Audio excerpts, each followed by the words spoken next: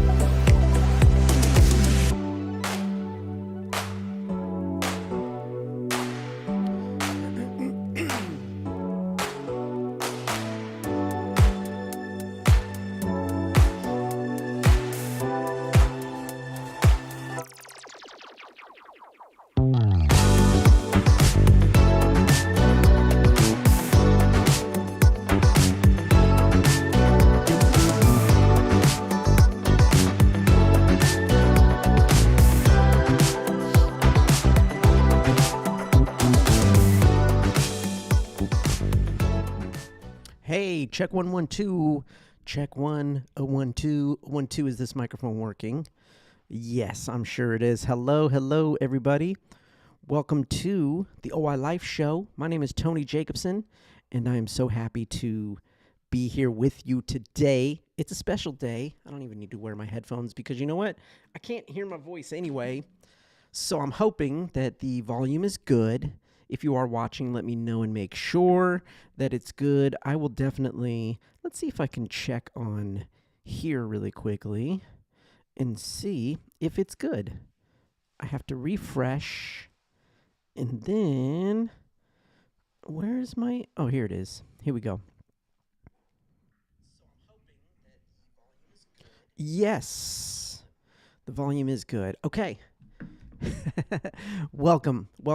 So today is Wishbone Day. Happy Wishbone Day to everybody. And I want to say May 6th, every single year, is Wishbone Day. It is the international day to celebrate and spotlight Osteogenesis Imperfecta and really raise awareness of OI and what it is to the world. It's an international day for all of us to recognize and celebrate OI. So if you want to be involved, definitely throw on something yellow and take a picture and post it on social media and then tag hashtag Wishbone Day. All one word, capital W, capital D, and everybody from the OI community really appreciates you for doing so. It's so cool when I see so many people posting from within the community, but then also just people outside of the community posting, because it really is the day to raise awareness about Wishbone Day, about Osteogenesis Imperfecta, and it's super cool to see so many people celebrating with us, those of us from the OI community. So it's so cool. So like I was saying, my name is Tony Jacobsen. I am the founder of the Tony Jacobsen Foundation, and I'm so excited because this has just launched, and it is really the culmination of a lot of things I've been working on through the years to really provide resources that, you know, help people to feel and think and move and live an unbreakable life. So I'm so excited to be able to bring this show. It's now powered by the Tony Jacobsen Foundation, so I'm so excited.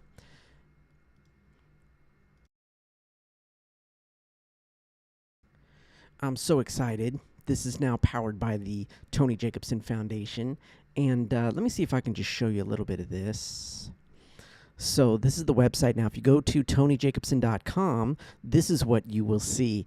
And it's really cool because I'm able to provide some resources to everybody. The Unbreakable Body now is free for all members to come and sign up and join and start to do adaptive and accessible workouts. There's full, high-quality follow-along workouts there for anybody to really get into. Seated, standing, all different levels of fitness, wherever you fall into, whatever category you fall into. If you are a beginner, if you are a little bit more advanced, there is something for everybody at Unbreakable Body.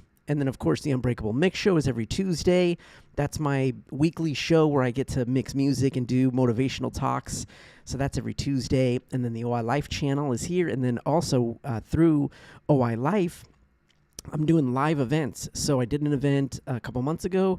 It was a fitness roundtable that was focused around osteogenesis imperfecta and fitness and what it meant and what it means and what we're doing to kind of, work with fitness and with OI. So we had a great roundtable. A lot of people attended that.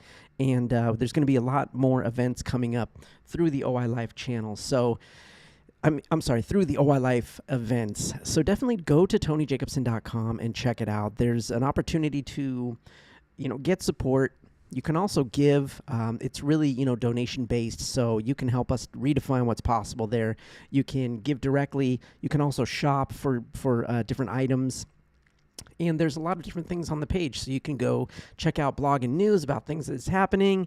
And then if you want to volunteer, we're looking for volunteers. So I'm going to get more into that in another video.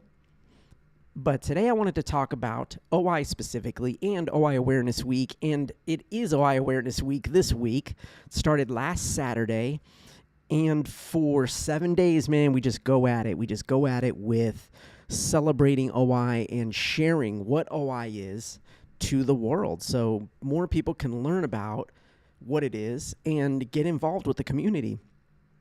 It's a very rare disorder, so it's really important that not only the people that are within the community speak and share and, get out there and spread the word, but it's important for those of you who may be in support of somebody with OI to also share that person's story and other stories. So like for me, I know that, the people that I have in my family, they share what I've got going on in life and what I'm working on as far as OI and, what's happened in my life, but they also share other people that they've met through the OI community and other people that have OI. So, we share as many stories as we can because that's the whole point. We want to let people know what is up with OI, and that's what OI Awareness Week is all about. It happens always the beginning of May every year, and I know there's an initiative out there to try and get the world to recognize OI Awareness Month,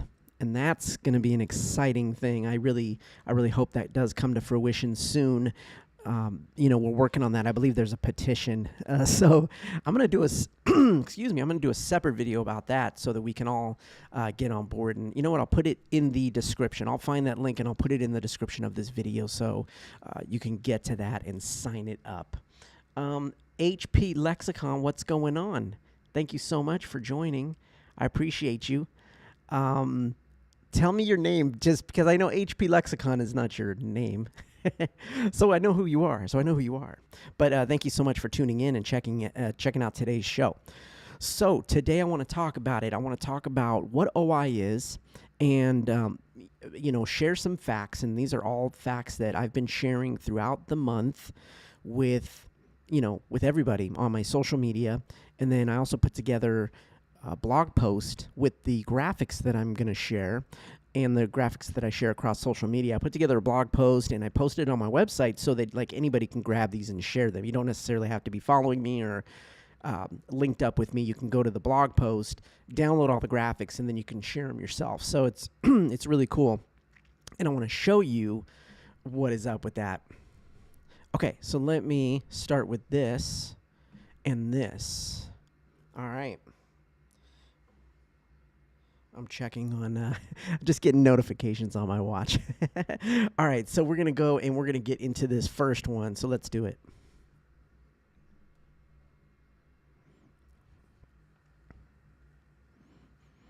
It is OI Awareness Week, and you know what that's all about. It's all about sharing the awesomeness and spreading the awareness and gaining the acceptance of OI, and it is all about sharing the facts of OI, and I've got some facts for you. In fact, here's one of them right here. Osteogenesis imperfecta is characterized by bones that break with no apparent cause of stress. That's right, they break easily. Bones can break when performing simple tasks like changing a diaper or a simple sneeze. So when you're a kid or when you're an adult, individuals may experience a few to hundreds of bone fractures throughout their life. Now, this is an important fact. I have OI type 1. I have broken about 70 times, right? And that's with type 1, which is the mildest form of OI. So I know other type 1 O.I.ers who have broken a few hundred times. I know type 1ers that have only broken a couple times. So even within the type of OI, there's different severity levels. And we're going to talk about that in another fact. But you can see by this that it can happen in a multitude of ways. I've personally broken bones in the most simplest of ways, of just doing simple things. I remember when I was younger, I broke my leg from crawling in a certain way. I remember I stepped on a stair in a certain way and I broke my leg. So there are people that just will break an arm from reaching for something that's too heavy for them, or they twist in a weird way and they break a bone. So with OI, it's it's characterized mostly by the bones that break with no apparent cause of stress. So it's all different levels and it's all different severity, but the bones do break easy. So this is the first fact about OI that I wanted to share with you. So let's see what else we can talk about. Where can I find... Oh, what's up, Izzy? How are you, Izzy? Thank you so much for tuning in. I appreciate you. You can find exercises at my platform. It's called Unbreakable Body, and I will put the link in here. There's seated exercises, so it can all be done in a wheelchair. I'm going to put that here for you. Let's see, body.tonyjacobsen.com. Okay, so that's that, and you can go and sign up, and it's free, and you can jump in, and there's follow-along workouts, there's short workouts, there's longer workouts. You'll see there's all different types of things going on there, and I'm constantly updating the library with different workouts. So definitely go sign up and jump in, and you're going to see there's even a Getting Started, 4-week Getting Started program. So if you want to jump into that and do that, and contact me through there, because I love building workouts that are made for the community. So if there's something specific that you're looking for, I can always put that together for you, all right? Thank you so much for that. Okay, let's do it. Next fact. All right, so more facts about osteogenesis imperfecta during OI Awareness Week. Osteogenesis imperfecta is a lifelong disorder. Although many people with OI have fewer fractures after puberty, when growth stops, the genetic difference remains. So people living with osteogenesis imperfecta not only break bones, but they often experience other health issues like cardiovascular problems, pulmonary complications, hearing loss, brittle teeth, spine issues, and bone deformities. It's a lot. It's a lot. So as you can see from this information here, it's more than just the broken bones, and it really is because it's a collagen disorder. It's not just a bone disorder. And since we have collagen in every part of our being, in our body, someone with OI can be affected in numerous ways. So it's mostly in the bones, but as you can see, it's everywhere in the body. So number one, it's a lifelong disorder. So we have it forever. And even though we can experience fewer breaks, because I even went through that where I was like breaking a lot when I was a kid, I would have a lot of fractures when I was younger. And then once I got past puberty, and then really like into my teens, I was still breaking. In my later teens, I was still kind of breaking. And then like kind of, I would say maybe after high school, I started not breaking as much. Like it tapered off as I got older. So that was really cool. And so really quickly, I want to say what's up to my boy Rusty out there. T1. He calls me T1 because I have type 1. So, yo, I'm T1. What up, what up, what up? Madden Shorts. Yo, what's up, dude? What's up? Madden Shorts, remind me who, your name. Because I want to make sure that I've got it correct. Yeah. saying you can't believe you have OI, didn't know it's OI week. Well, that's why this exists. That's why I'm doing what I'm doing here on YouTube and on my social media and on everything, because I want to get the word out, right? So definitely next year you can get in on the celebration. Today is Wishbone Day, so it's so cool that you're here. Appreciate you being here, and we're celebrating. I'm just getting on doing a live so I can share some facts and, just get it out there. Get it out there more. Rusty says, but you get smarter when you get older and take less chances. Yes and no. Yes and no, Rusty. I think that it depends on the person. I think it's not necessarily smarter. I think it's just being more conscious of your movement and just being aware of how you move. Because I don't necessarily think I became smarter in how I was dealing with my OI. I think I just realized that there were just certain moves that I couldn't do. So I think there's a little bit to be had. We got to unpack that. We got to get on your podcast and break that down a little bit. And anybody else who's watching, definitely you go and check out Let's Roll podcast with the double R, Rusty. He hosts it, and it's a great podcast. He's a fellow O.I.er. He's a T4 in the building. Right?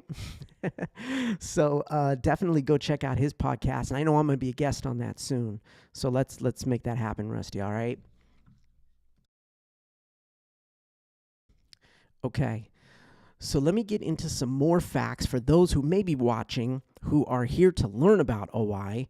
We're going to talk about it. And let's see what's up. So you understand now from this fact that it's definitely something more than just the brittle bones. There's other issues that can happen because of OI, due to OI. So it's really important to remember that and understand that. Izzy saw the tweets throughout the week. Yes. T3's in the building. See, this is what I love about the OI community.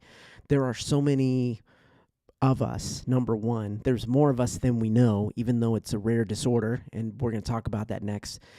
Even though it's rare, there are more of us than we know, and it's great to be able to hook up with peeps that are all the different types, because I'm type 1. I've met so many great people that have type 3, that have type 4, that have type 2, type 8, 5, 7. We'll talk about all the different types, but it's great because no matter what type we have, you have to understand we are, I like to say connected medically, but thriving holistically, meaning like holistically in life, we're thriving together. And we're connected medically because the OI thing connects us, and then we have something to talk about because another thing, since it's so rare, it's hard to find other people that you can just talk to about it. Because the things that we go through, people that don't have OI, of course, they're not going to understand it. Even someone that just breaks a bone, and that is someone without OI, and they break a bone, and we talk to them about it, they're going to have a totally different outlook than we have. It's a totally different situation. So I like to be able to talk with people who have OI, because then, man, we get into it. We can share stories because there's a lot of the same stuff that happens and the same kind of thought patterns, the perspective on things. And it's really interesting to get into conversations like with Rusty when he was saying, he just got smarter. I believe that there's certain things to get smarter about and smarter about your OI, et cetera. But, there's a different perspective on it that I have. So it's great to just kind of talk about it. And I really enjoy that, what I can do here with OI Life and with this channel and with the events that I'm holding is really bring us together, like bring the community together. A lot of the events that are held within the community, and they're really great by the bigger organizations, it's great because you have a lot of medical professionals and people that will help us understand that side of things. But I think that we are the experts to a certain extent with what we've got going on. So it's important for us to communicate with each other. So if you haven't yet, go to my website, TonyJacobsen.com, and get on my email list because I send out emails. Of course, it's the best way to stay connected. I send out emails about OI Life, about the OI channel, and about everything that's going on with the Tony Jacobsen Foundation because that's what all of this is powered by. So get on my email list, okay? So let's talk about, let me jump in these comments real quick. T3 in a builder, right? Okay, so Rusty's T3-4. Do we say that T3-4 or T3/4? Let's say 3-4. I don't know. We'll come up with something. Uh, I do not have a Discord, but I will have a community soon built on my website that kind of runs like a Discord. But I'll invite you over to that once it is there, so you can be a part of that. I'm on Discord on a bunch of other servers, but I haven't started Discord because not enough people are on there that are part of the OI community. But my community on my website is going to be, there's going to be OI specific stuff there, so I'm really going to build there. So definitely get on my email list, or even just send me a message, connect with me, send me a message with your email and stuff, so I can invite you to the community. That would be great. Now, Rusty's asking, I wonder what type has the most. Let me see if I can pop this up over in here, where that goes. Okay, let's see. I wonder what type has the most, or what is the most common type? That's a great question. I think, personally, it would be type 1, because it is the mildest form, and I just feel like statistically that would be the most common, and most people would have that. And I say that also because it is rare. So let me talk about this fact real quick. Now, here's another fact about osteogenesis imperfecta for OI Awareness Week. Osteogenesis imperfecta is a rare disorder. A condition is considered rare if the number of affected people is fewer than 200,000 in the United States. Now, the exact number of people with OI in the United States is unknown, but the estimate is approximately 20,000 to 50,000 individuals.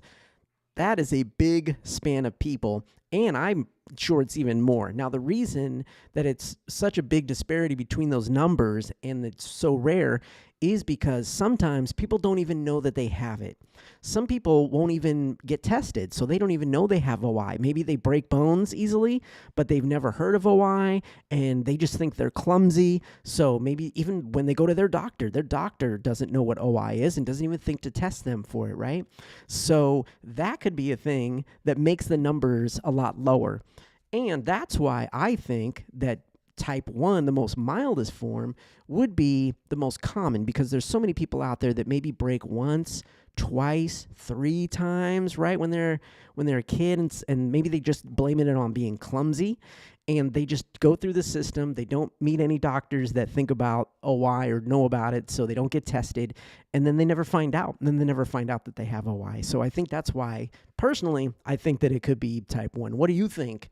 What type of OI do you think is the most common and has the most people and affects the most people? I'd like to know. Let me know in the comments for sure.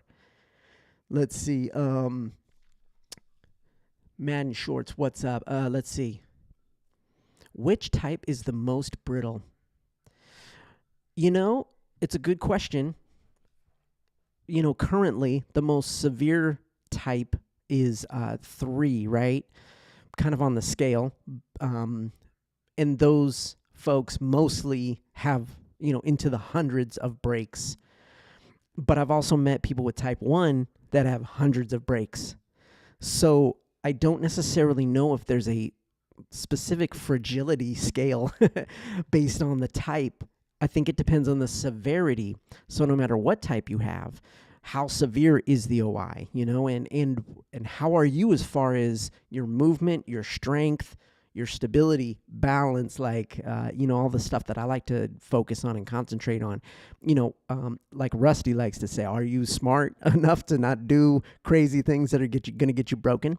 But I would say type 3 would be, most severe. Now, when we get into the other types, I'm not sure how they're related, because there's more than 4 types, and we're going to talk about that. But I think definitely type 3, yes, type 3.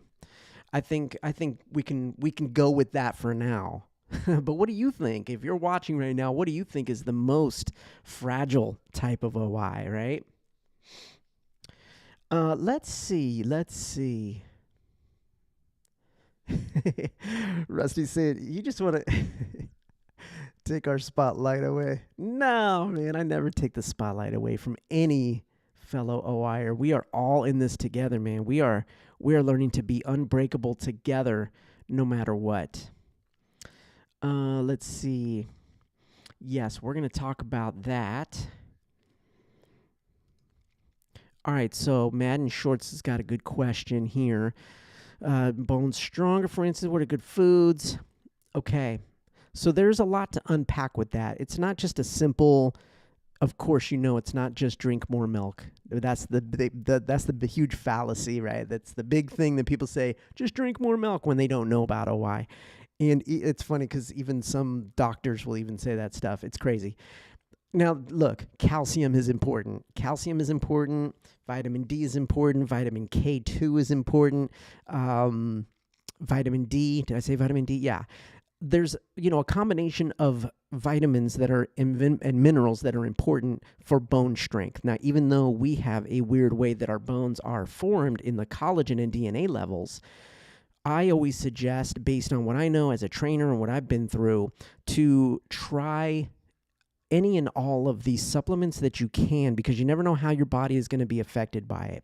So the basics of getting calcium, getting vitamin D, getting vitamin K2, these are super important because you do want to just have the basics, right, that any normal human body would need. When I say normal, a non-O.I.er would need.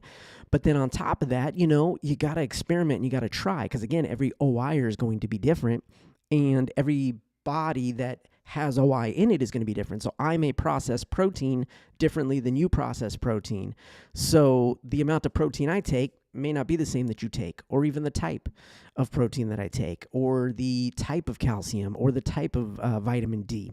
So there are some basics, and there's some great information out there, scientifically and medically based stuff that the doctors will tell us, and then they'll tell us some extra things.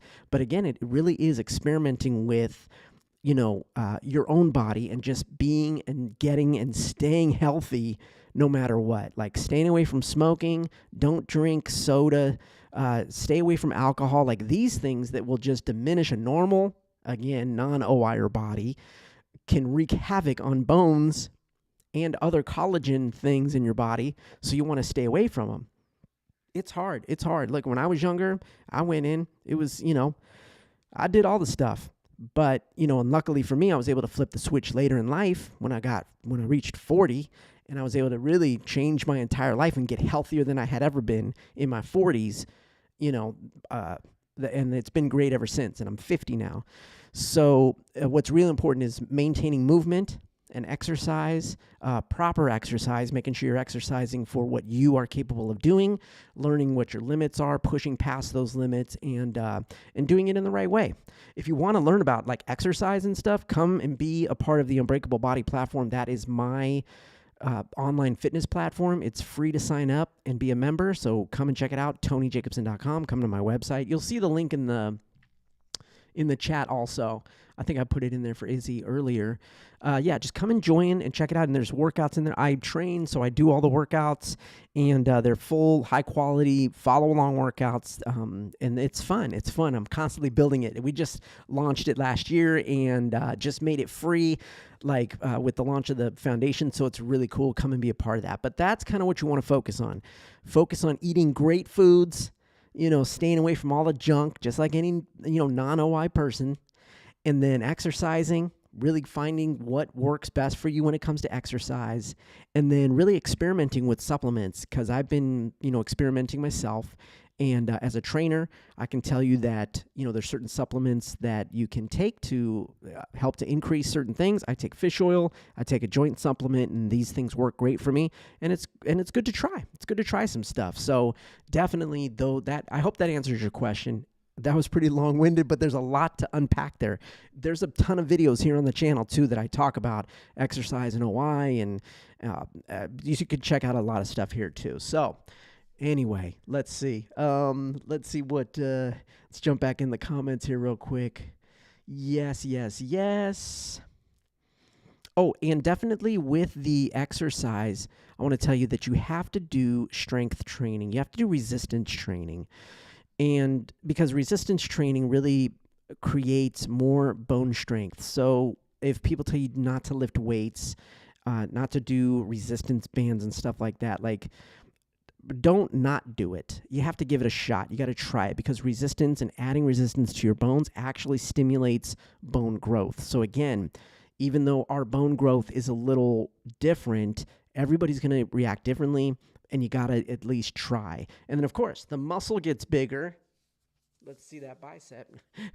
The muscle gets bigger, and then that protects the bone. So no matter whatever we can do to like make our muscles stronger to protect us from anything that it might hit, or if we bump up against something, we want strong muscles as well. All right, let's get into some more facts. Let's see what's going on. Where are we at? Was that 3? That was 3. All right.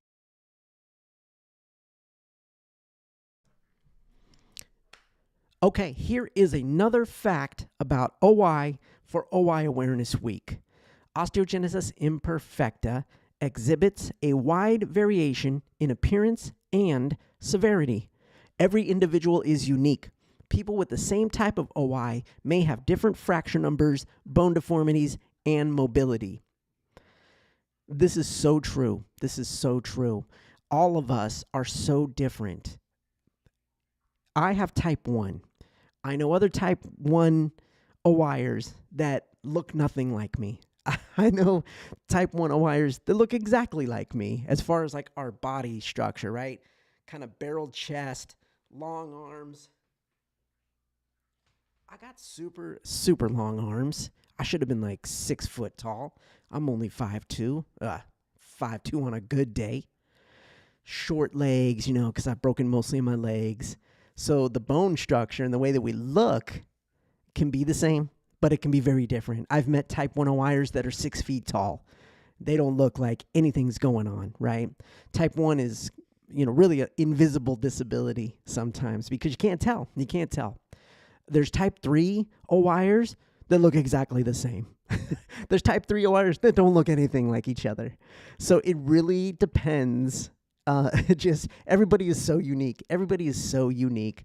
And, like I was talking about, the types of fractures, the number of fractures, that's like the biggest thing because there's people of the same type that have such a wide variety, a wide range in the amount of breaks they have. So there's type 3 O.I.ers I've met that have less than 50 breaks. There's type 3 O.I.ers I've met that have hundreds of breaks, like into the 300s, right?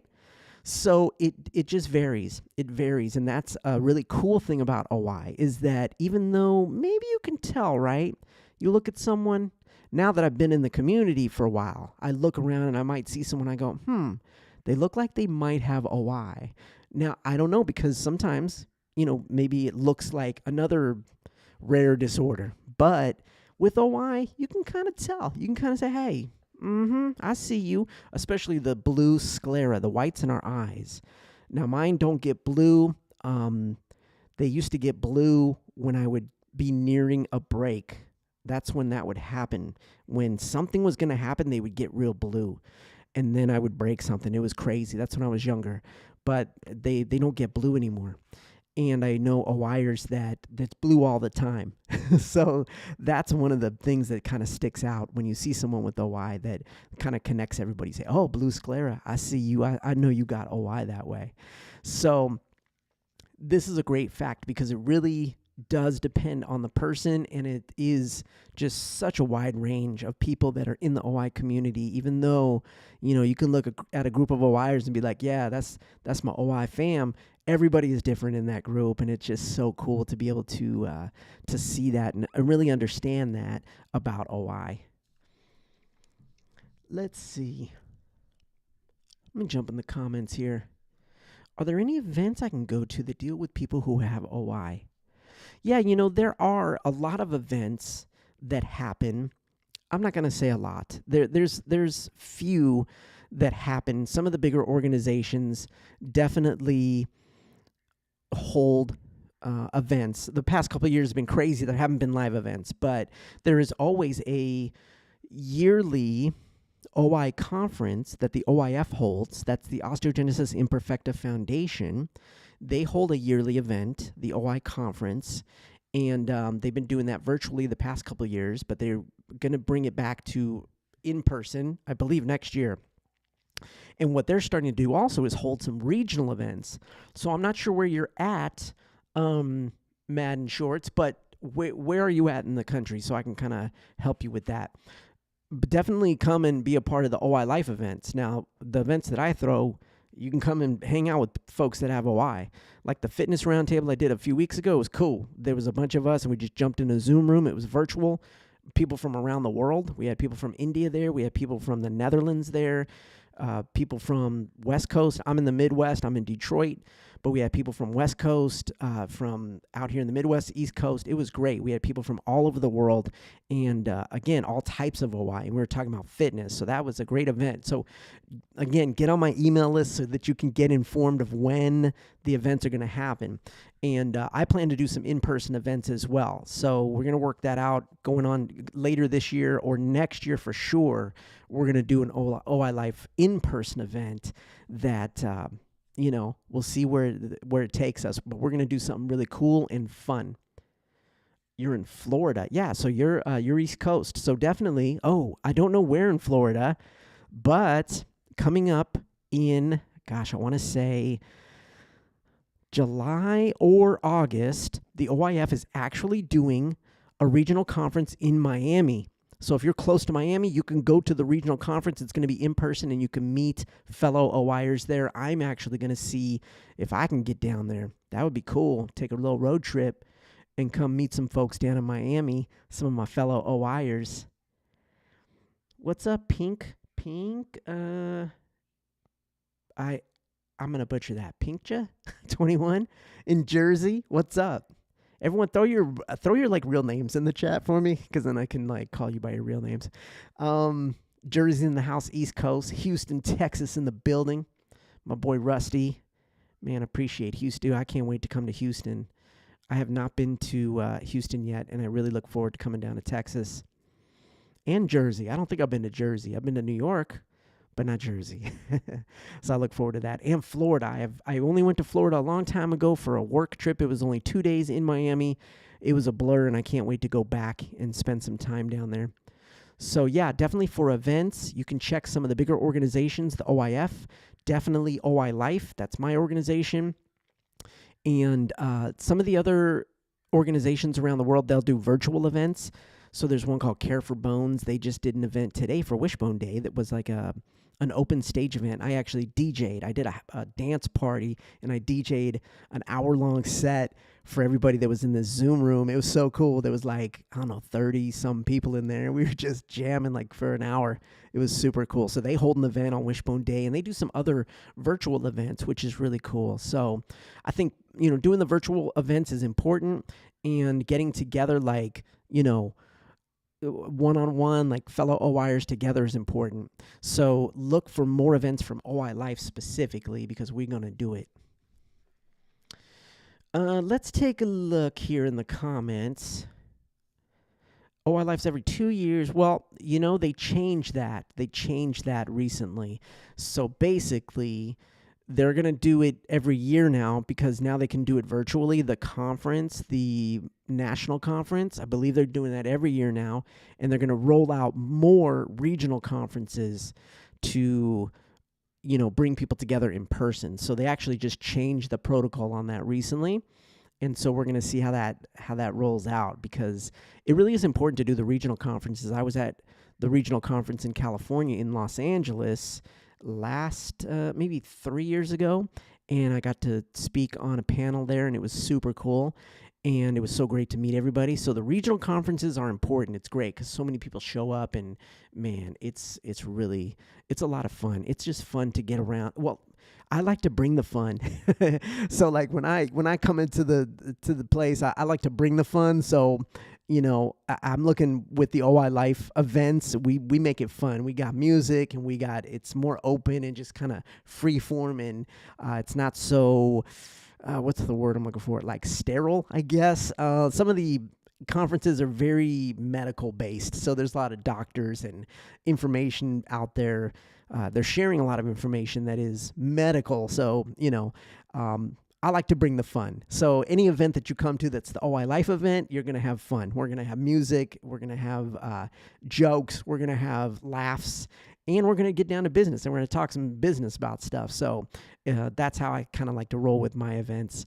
But yeah, I think it's really cool that they're going to be doing those events coming up. Yeah, it would be very cool to do. Let me put this up here.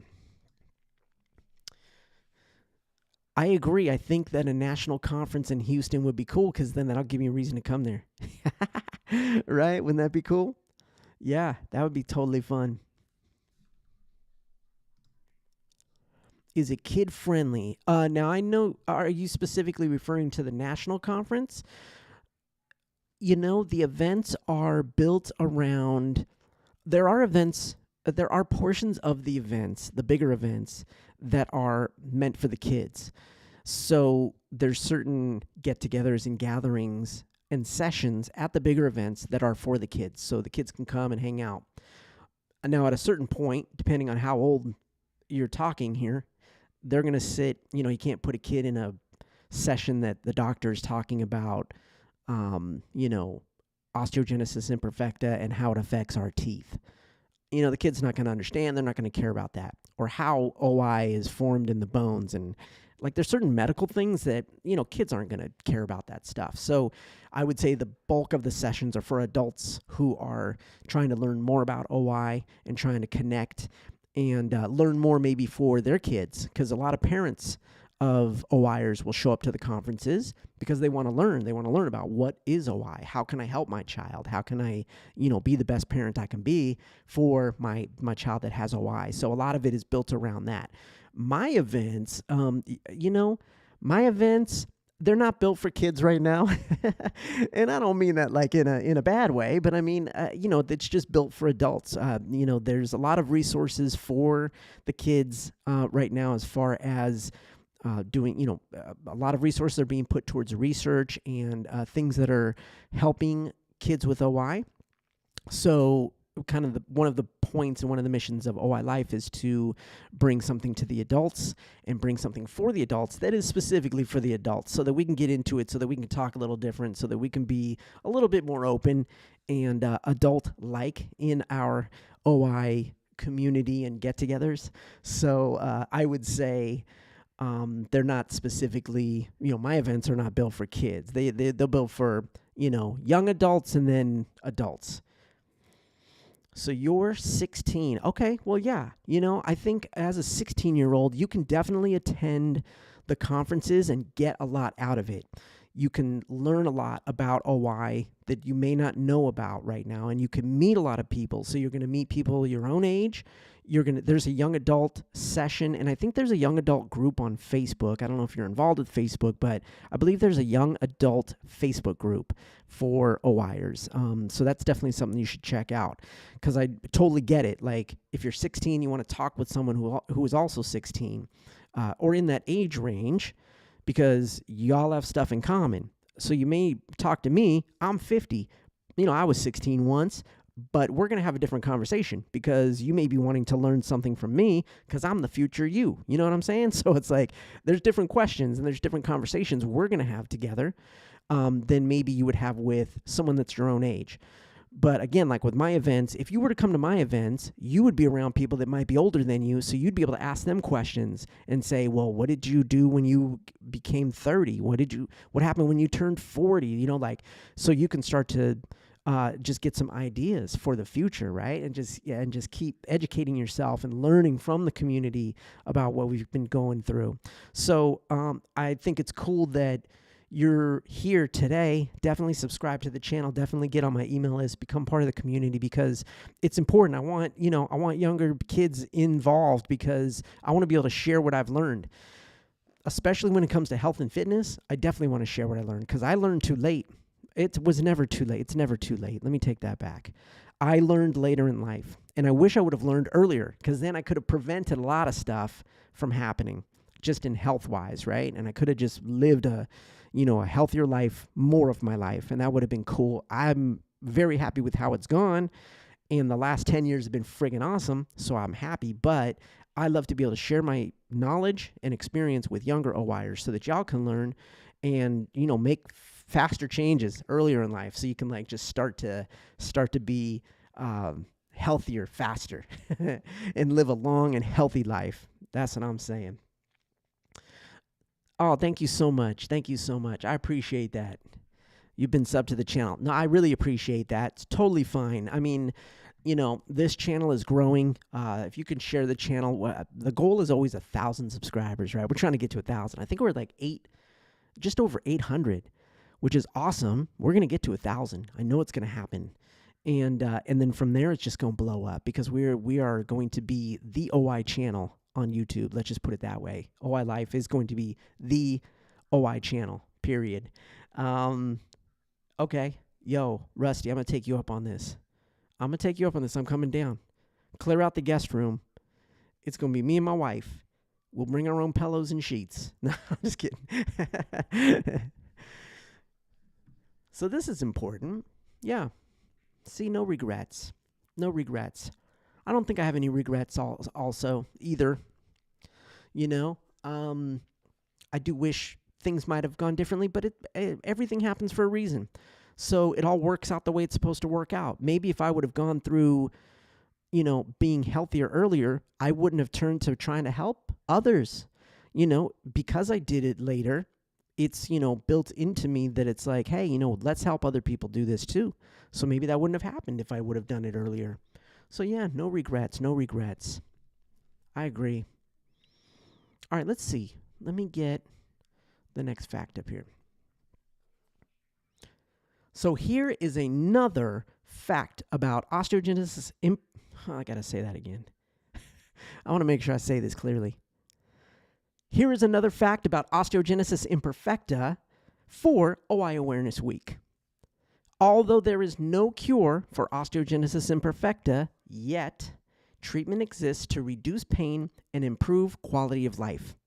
Plans include multidisciplinary approaches, including physical therapy, occupational therapy, surgery, nutrition guidance, and complete exercise programs. So this is really important. Because, yes, there is no cure for O.I. yet. They are doing research. There's research being done. And I don't know specifically, and I'd like to maybe dive into this a little bit and see if there's research being done to cure O.I. Or is the research being done strictly to, create the pharmaceuticals that can help to reduce the pain and the fractures? Because there's a lot of that, right? So that's a good question. We're gonna have to look into that a little bit more and investigate that a little bit here on the O.I. Life channel and see where that research is really happening. Because perhaps through my foundation, I can support some research that is looking for a cure.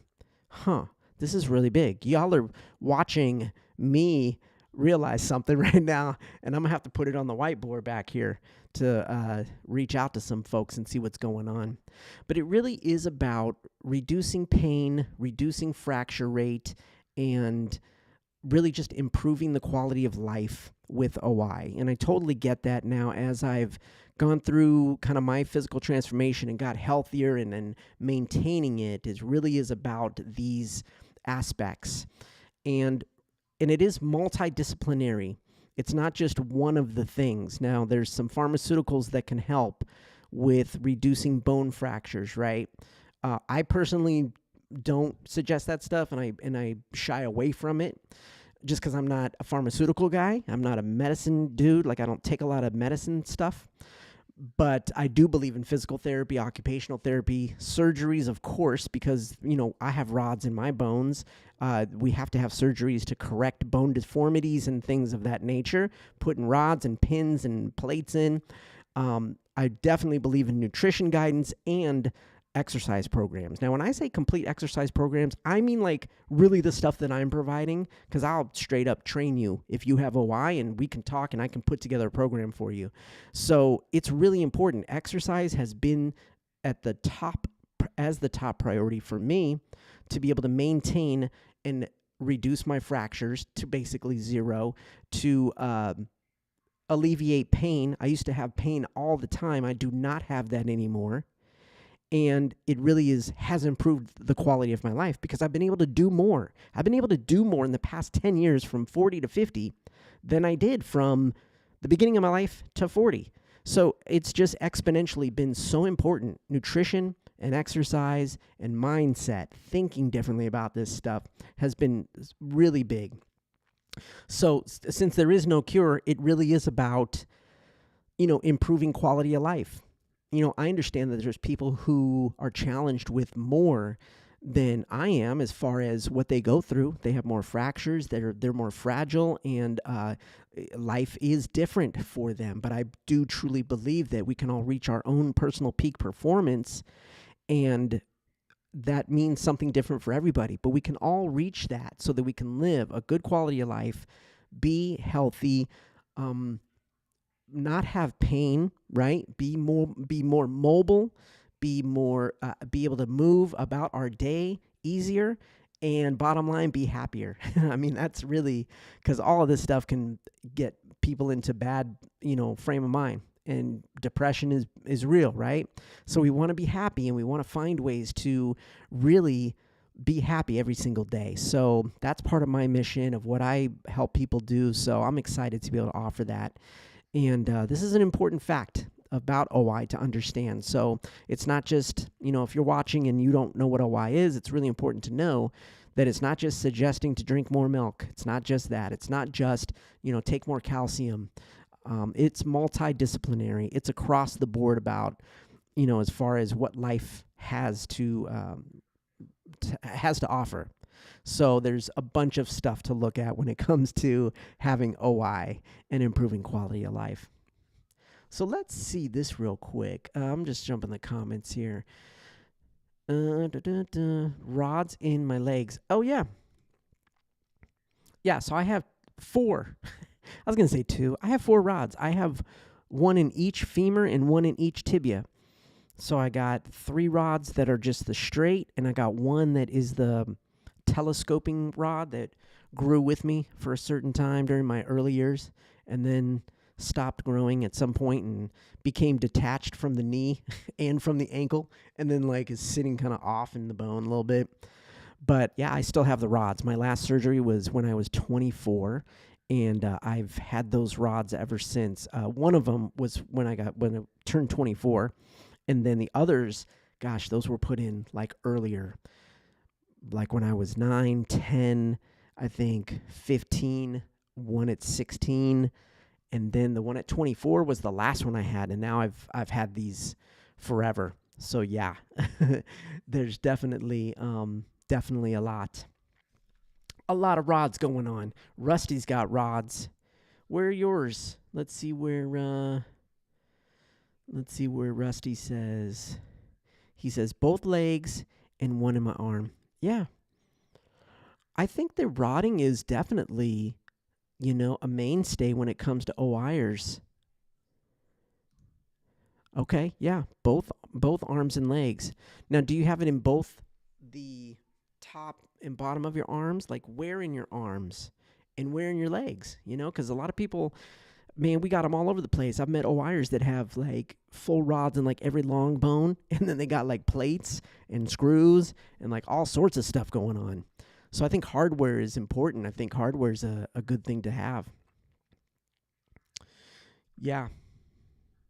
Yeah, I think that definitely you got to get them redone, especially when you're younger, because you're still growing. So, and depending on because I know I had a couple replaced because I broke my leg and it moved, it came out of the bone, So there was we have to replace it because it's just time, and, it broke through the bone on the side or whatever. So I broke one that actually broke the rod. It was a skinny rod that they had put in when I was younger. And then I grew, and then I broke my leg, and it bent, and it actually bent the rod. And so that one, I remember I had that one for so long in my leg, just bent. And I didn't go and get it changed. I was in high school, and I just didn't think about it. And life was just running, and it wasn't one of those things where I was I just got to go get this done. I just lived with it. And that was crazy, because then finally, when I did get that done, that was the one when I turned 24. So I turned 24, and I was like, okay, it's time to have this change. I had that changed, and that's when I started walking. I had been on crutches up until then. I used a wheelchair, and then I was on crutches all through high school and my early college years, and then when I got that surgery and changed that rod, that bent rod to a straight rod, that's when I started walking without crutches, without any assistance. It was crazy. Both my legs were the same length. I had strength in my legs, and I was actually able to walk. So that was a crazy situation, but it's really good. You do have to get them switched out. You got to get the rod switched out for sure. Yeah, exactly. We're like Iron Men and women. Yeah, we're like Iron Man. We have a suit. It'd be great to just have a suit, right, that we could jump in, like Iron Man for real. That'd be super cool. So let's see. I think I've got one more fact here. Yeah, this will be good. We're coming up on the hour. All right, this one talks about types. Here we go. So here is another fact about Osteogenesis Imperfecta for OI Awareness Week. Originally, Osteogenesis Imperfecta was classified into two types, tarda and congenita. By 1979, 4 types had been identified: type 1 mild, type 2 lethal, type 3 progressive severe, type 4 moderate. Now there are approximately 18 identified types, and more, the lines between the types are being blurred. So this really breaks it down right here. Like when I was diagnosed in 1972, I had tarda. And I believe tarda, the difference between tarda and congenita was tarda was discovered after birth. Congenita is discovered while you're still in the womb, before birth. So you would break bones before you were born. And so those were the 2 types that were identified. And then in 1979, the 4 types had been identified, and that's what a lot of people, we just kind of go by that scale now. But there are more and more types that, like I'm saying here, there's 18 different types of OI. I have met, not every type, but I've been in communication with most of the types, I think. Thanks to the power of social media and technology, I believe I may have touched base with someone of all types, but maybe not all of them, because I don't remember someone saying, I'm type 18, right? And I think the differences are really in the way the DNA is constructed. That gets way deep into the scientific side of things that I'm not sure about, that I can't really speak on, but I believe that they are all, after the 4, they're all then just a mutation of one of the 4 types, like as you kind of go bouncing around. So you can tell here, this is important because the type 1, 2, 3, 4, it isn't progressive in like kind of the logical sense. It's not like, oh, type 1 mild, type 2 is less mild. I'm sorry, type 1 is mild, type 2 is a little more severe, type 3 is more severe. It doesn't go like that. It kind of bounces around. So type 1 is mild, type 2 is lethal. And this is the one usually where someone who has type 2 and it's diagnosed in the womb won't survive, right? Here's the magic. There are people living right now that have type 2. I've met them, and they are, older. They're older. They've spent they're living years and years. So they're having long lives with type 2. So the fact that that's kind of labeled as lethal, I don't even know if that's official anymore. Because there are more and more type 2 O.I.ers that actually survive and are thriving in life. So type 3, you can see, is labeled as progressive or severe, and then type 4 is moderate. So type 1 and 4 are the closest. In fact, when you see someone with type 1, you may say, oh, maybe they have type 4, right? Same, and vice versa. They have type 4. Oh, they probably have type 1. And type 3 is its own classification, man. So it's just a little bit more severe. But again, like any of these, I'm telling you right now, there There are folks with type 3 that look like they might have type 4 or type 1. So it just depends on the severity. The severity of the OI, I think, is what determines it. And then the type is just kind of determined by the DNA and the actual way that it's broken down. Because I think that there's two different ways. And this is stuff that you can learn at one of the OI conferences from listening to one of the doctors. But I think it's the way. So the one way is that the bone is formed, but it's not enough bone is formed. The other is a lot of bone is formed, but it's not good bone. So I think that's the determining factor in a lot of this. And another thing is, it's not always hereditary. It's not always, passed down generation to generation. I personally am a spontaneous mutation. Nobody in my bloodline has OI. Not that I know of. Maybe someone like way down the road, way down the, out on the way branches of the tree had it, didn't talk about it, didn't know about it. And so maybe, I don't know. But as of now, I'm a spontaneous mutation. My parents didn't have it. My grandparents didn't have it. Their grandparents didn't have it. I'm the only one in my family that has it. My brother doesn't have it. My sister doesn't have it. So who knows? Who knows how it happened in my body? I don't know, but it can happen that way. And then if you do have it, right now, the statistics are 50-50 that you could pass it to your child. So you never know. You never know. There's a lot to unpack there when it comes to having OI and wanting children and thinking about children. And there's all different levels of it. People can tell you all different things based on their perspectives. So you really got to get into conversations with fellow O.I.ers about that and see what they've done. So it's really important to remember that. So that's the fact about the different types of OI. Let me jump in these comments here.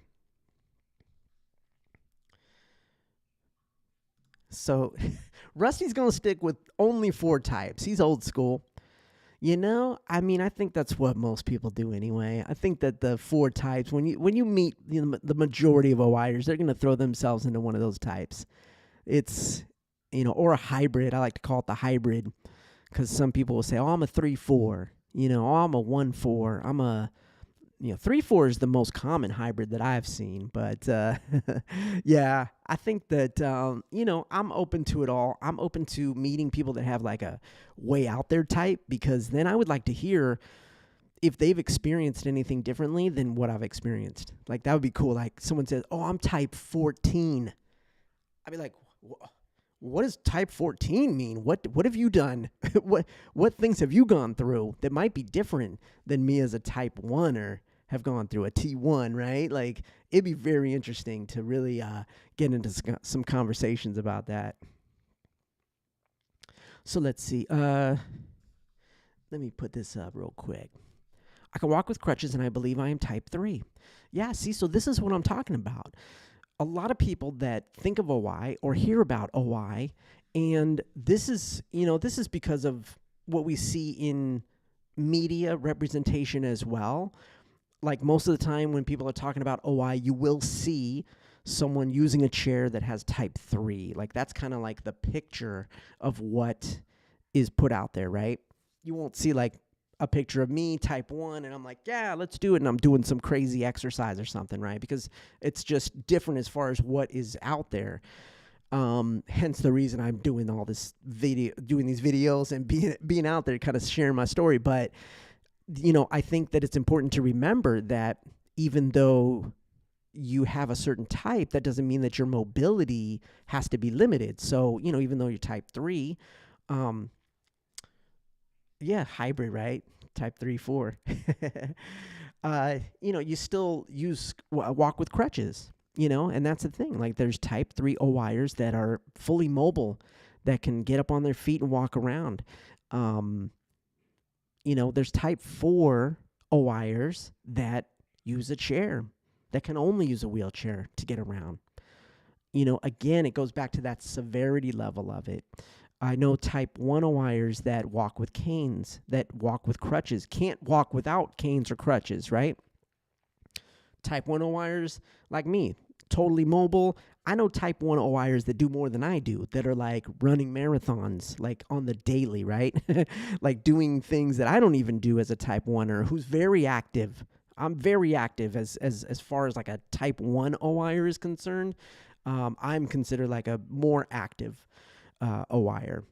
But that's the thing. Like when I was a kid, I used a wheelchair, but I definitely, stood up as much as I could and really tried to do more than I could.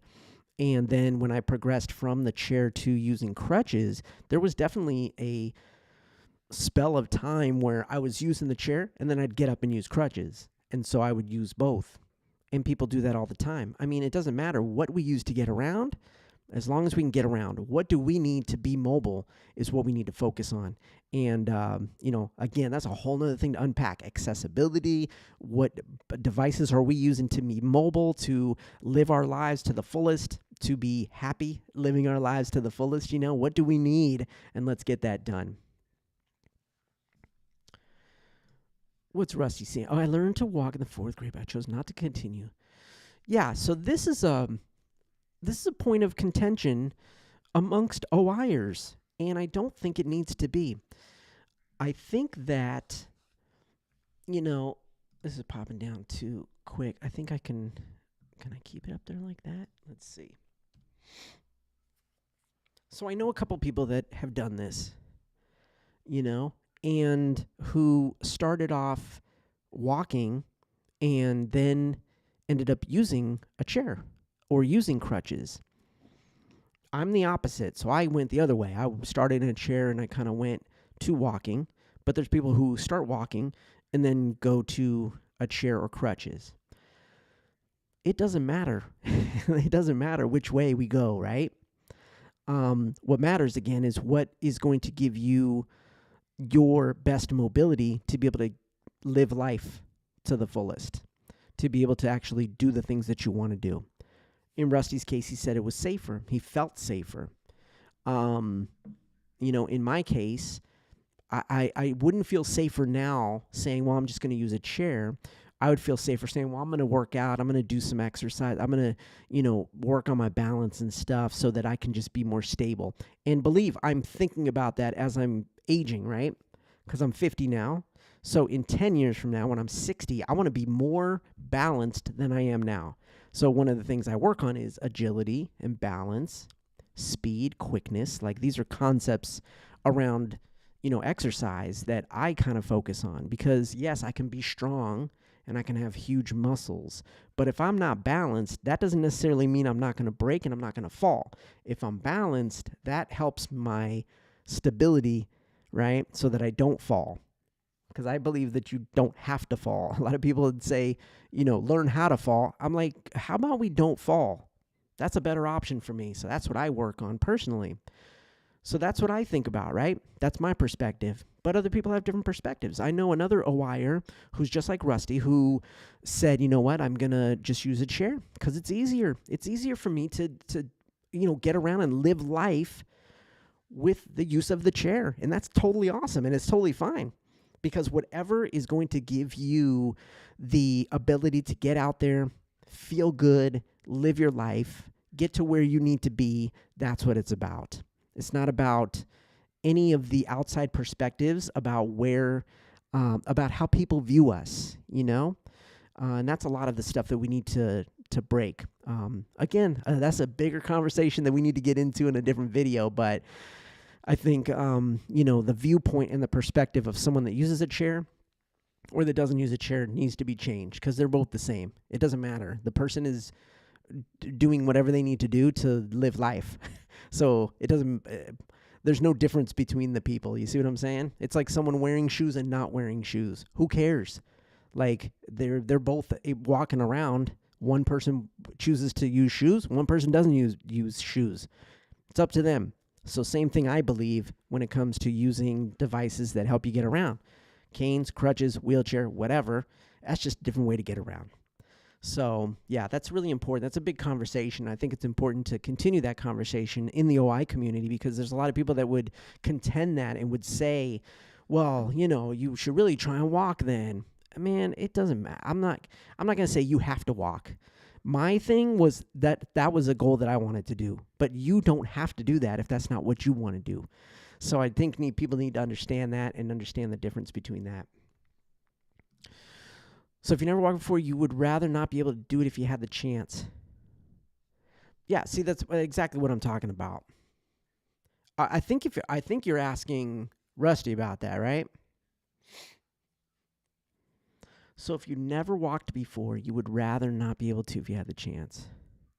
Yeah, I mean, that's, I think, and you say you disagree, so I'd like to know your perspective on that. But I think it comes with just an understanding about other people. So, like, for me personally, I feel that if you use a chair, like, it's not important for you to walk. Like, that's not the end all. That doesn't make you normal or make you different or special because you think that you want to get up and walk. I think it's awesome. Trust me. There are, if you're in a chair and you're using a chair and then you have the opportunity to walk, I think that is great. It's a great thing to be able to take yourself to the next level and get around. I did it. I went from a chair to crutches to walking, and it was a friggin' awesome trajectory. But I don't hold anything against anybody that goes in the opposite direction or different or opposite trajectory, where if their choice is to say, hey, for me to live life to the fullest, I need to use this chair because I can't get around the same. More power to them, because then they can get out and actually just live life to the fullest. And I'm going to keep saying that because that's what it's all about. It's about being happy. It's about living life to the fullest and using the tools that you need to use to be able to get around. So if you go, and I'm not going to say backwards, I'm going to say the opposite trajectory, and you go from walking to a chair, it doesn't matter. It doesn't matter. It's not, I don't look at it as like going backwards or it's wrong or anything like that. Let's see. So I feel like people who never walked had the chance, they would rather walk instead of having to be in a wheelchair all day. For instance, I sit on my butt all day and I have to do certain things. People who never walked had the chance, they would rather walk. That's an interesting question. It's an interesting question, and I think that it would totally be on the person. I think you're right as far as if they've had the experience of walking. Like if you had that experience, and I think Rusty could, let's see. Rusty's saying, to make it clear, I didn't walk in the beginning at all. I went to therapy, learned how to walk. It's way too much. And then you chose to be in the chair. Yeah, see, so it's something like that. I think, again, this is a great topic, and we should talk about this at an event, I think, and get into it. Because, is it just that perspective? So if you've had that opportunity to walk, and you've experienced it in experience, not in theory, and then choose, would you choose to go to the chair? Rusty's saying he had the experience. He was, working on the experience of actually walking, decided that it was too much. Like, this isn't going to be good for him, and then chose to use a chair. I know other O.I.ers that do that too. There's other O.I.ers that have done that same exact thing where they're like, I tried it. It didn't work for me. I broke too much. I was too fragile, and so I decided to use a chair. So I think that it depends on the person, depends on where they're at in life. It depends on their overall health.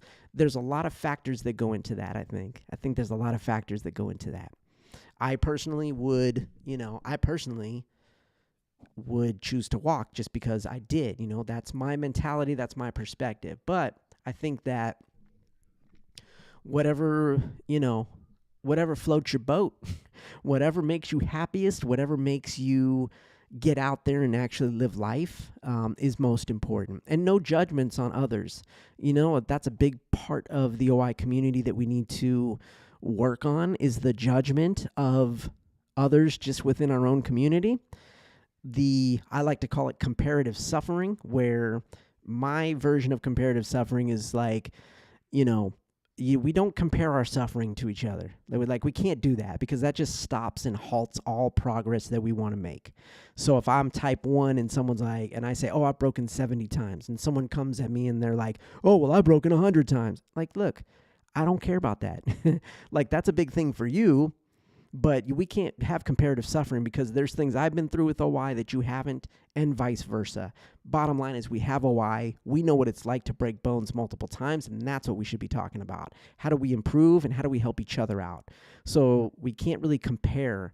And so when it comes to this kind of conversation where we're talking about using a chair, not using a chair, did you want to walk, did you not want to walk, do you want to walk, etc., there's sometimes a lot of judgment around it, and that's what we got to eliminate. We got to have more conversations like this, and we got to definitely have it like in a group setting. Now here it's just difficult because I'm just kind of streaming out to you guys. We're having a conversation in chat, but at an OI Life event, we will get into more conversations like this. So again, get on my email list. Get on my email list, please, guys, because even you that are in the chat right now with me, I would love to have you in an event because clearly you have stuff to say, and it'd be great to just get in the room and kind of talk about this stuff, open forum style. So let me just jump back in here. Yes, just be yourself. Do what makes you most comfortable. Yes, exactly. When you feel ready, that's when you step out of your comfort zone. I think, I may have to just say that a little bit differently. Because most of the time we won't step out of our comfort zone until we're ready, but we don't know what ready is.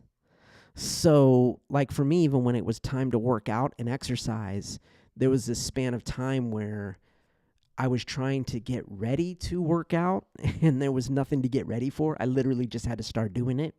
So it was almost like getting into that comfort zone before you're ready, while you're not ready. So I have a little tweak on that, but I definitely feel like, feeling most comfortable for yourself is what's most important. What makes you feel comfortable? What makes you, just, again, get out and live life to the fullest, and then really look at those different perspectives. And then when it's time, look, whether you're ready or not ready, when it's time, it's going to happen. So, that next level progression is going to happen. So that's for sure. So let's see. Do you think you would be stronger walking or in a wheelchair? Huh. Is that question for me or for Rusty? Because I feel that's more of a maybe Rusty question, but I'll answer it. Do I think I would be stronger walking or in a wheelchair? I think the strength, would I be stronger in my legs? Probably, if I'm walking, simply because I'm using them more, right? But to be honest, if you're in a chair, you can still do leg exercises and build your legs up. Strength is relative to what you're going to do for exercise. So even if you use a chair to get around, doesn't mean you can't stand up and do squats. Stand up and sit down to your chair to build your legs and do things that can work your legs out. So we're going to get muscle atrophy no matter what if we're not moving it, right? So if you sit all the time, I know you had commented, question for everyone, yeah. So I know you had said that you sit a lot. I'm just running back to see if I can find that. Faster than I would be on my butt. Yeah, this comment. Take me longer because I can't walk, but I know if I could walk, I would be a lot faster than I would on my butt. Oh, let me go to this one first. I feel like people would never walk. I sit on my butt all day and I have to do certain things. Yeah, I think definitely, no matter if you're using a chair or if you're not, yes, if you're walking, you're going to definitely have stronger legs simply because you're using them more in everyday life. So you're walking around. Like for me, I walk around and my legs are just stronger in general. But also, I sit on my butt a lot too, meaning like I do work that involves sitting at this desk right here, like hours spending on video and working doing this stuff. When I DJ, I stand up, so that's good. But there is a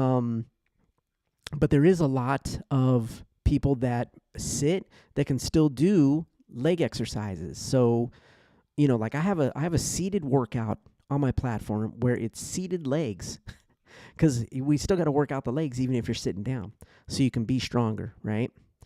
Now, when you're talking about getting around and doing stuff, of course, we're talking about accessibility, right? Like if you can walk, yeah, you can get upstairs, you can get places faster than you're in a chair just because of how the world is built right now, right? So that's for sure.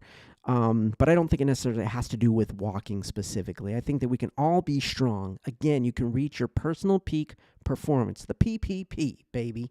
The PPP, personal peak performance, no matter what. And you can all get stronger. We can all get stronger and faster and more mobile. Doesn't matter if we're in a chair, if we're not using the chair, if we're using crutches, canes, if we're walking. Because look, I walk, but I'm not as mobile as like my wife is. My wife is way more mobile than me. She can run up the stairs. I have to walk up the stairs and use maybe the handrail sometimes. So it just depends. But I personally can get up the stairs way faster than I could before. I'm only in competition with myself. So it's like, what can I do today that I couldn't do yesterday? And that's how we got to kind of look at it. That's how I feel is the most positive way to look at it, so that you can just remain positive and keep doing it, You got to remain solid, baby. That's what it's about. Let's see. Yes, everyone has a different view. Absolutely. Let's see. You do me and I'll do you. Wait, let's see. Yeah, we all have different perspectives. I think that that's the most important thing. Again, what I was talking about earlier, there's no judgment, man. Everybody's just got to do their own thing. I think it's good to have these conversations because then we can gain the different perspectives and we can garner some insight into like how other people feel about this stuff. Because it isn't just one way. There is no one way. The more I've been involved in the OI community, I see that there is no one way to do it.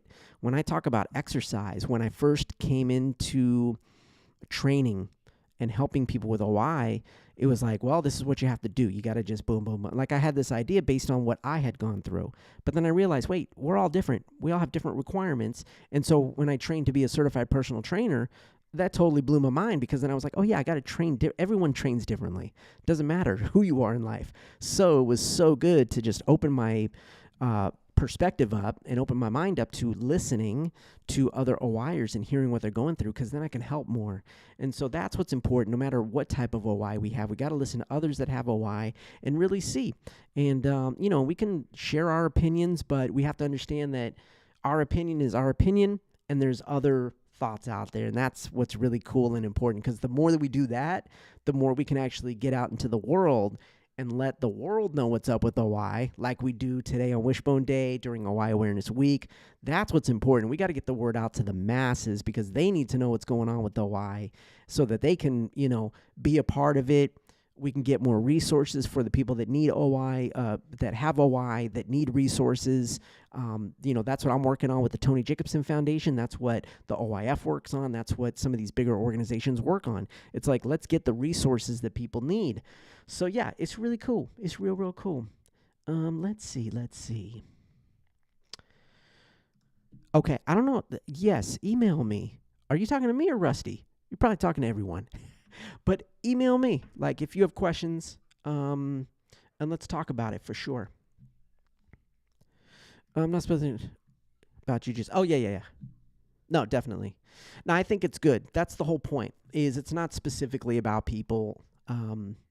There's these kind of sweeping statements that we can make, and I appreciate that you're here, Madden Shorts. I appreciate you jumping in because, it's good to have all these perspectives from someone who is my age. I know Rusty is maybe a year older than I am. I don't know. I think a year or two older than I am. But Madden Shorts, you're younger, and I appreciate that. I want to hear what you're going through right now as a 16-year-old with OI, what's happening. Because even for me, as a 16-year-old with type 1 OI, it may have been different. There's going to be a lot of similarities, but, of course, we're going to have different ideas and different thoughts about things because the world's different and the time is different. So it's really cool. I really would love for you to come and, be a part of this stuff. So here is my website, the Tony Jacobsen Foundation. Come to the website and join the email list. You're going to see the sign up. It's right here in the middle of the page. All I need is your name and your email, and you can get signed up. Okay. And with this, it's going to be great because we're going to be able to stay in communication. And I'm I'm building a community on the site probably this weekend or within the next few days. I just found the software that I'm going to use to build the community. So it's going to be really cool. And we're going to be able to get into these conversations, like really conversations back and forth. It's built almost like Discord to where we can do some different things in there. So it's not just like a chat community like Facebook, but yeah, it's going to be really cool. So definitely get on the email list so you guys can like come and be a part of that, because these conversations like we're having here, it's great that I can just do this like live video. We can jump into these conversations, but I really want to like get into a community-based system and not one of the social media platforms that's out, because that stuff can go away like tomorrow, and I'm not trying to be a part of all that. So yes, I hope that you have learned something from today's video. Thank you so much for just joining me today. It is Wishbone Day. I'm going to go drop this real quick. Let me see. Let me drop that. It is Wishbone Day. I want to wish everybody out there that is part of the O.I. community, that has O.I., a happy Wishbone Day. This is the day that we celebrate and we spotlight O.I. and just spread the awareness of what O.I. is. And like I like to say, like my shirt says here, breaking barriers, not bones. We are spreading the awareness, gaining the acceptance, and sharing the awesomeness that is O.I., because it is all of those things. It's more than just a brittle bone disorder, and that's what the whole point of what I'm working on is doing, to help spread this message. So definitely come and check out my website, TonyJacobsen.com. You will find O.I. resources there. There's an O.I. Life page there that has some other things going on as well. And, again, I really appreciate everybody being here today, being part of this. We're going to finish out the day and celebrate the rest of Wishbone Day. Let's see. For me, it is 3:30 Eastern Time. So I don't know where you are in the world watching right now, but enjoy the rest of your day. Enjoy the rest of your Wishbone Day. And we will see you next year for O.I. Awareness Week, for Wishbone Day, and for everything that is O.I. Make sure that you come to TonyJacobsen.com, the Tony Jacobsen Foundation, jump on the email list, and we are going to stay in communication about all the upcoming events and all the greatness that is going to be happening for the O.I. community and providing resources, all right? So let's do it. I appreciate you, Madden Shorts, for jumping in. Let's go, baby. Let's go. That's what I'm talking about. We need that energy right there. That's the energy I want. All right, let's do it. Rusty, thank you so much for jumping in. He says he's 52. You're an old man. No, I'm just kidding. I'm joking. I'm right behind you, man. I don't know if I'm ever going to catch up, but thank you so much. Thank you so much for joining and being part of today's broadcast. I appreciate you out in Jersey. I'm hopefully going to make it out to Jersey soon, so maybe we can link up. All right, everybody. So that's going to do it for me. My name is Tony Jacobsen, and I appreciate you showing up today. Happy Wishbone Day. Happy O.I. Awareness Week, and we'll see you next time. Peace. Get out there. Keep breaking barriers, not bones.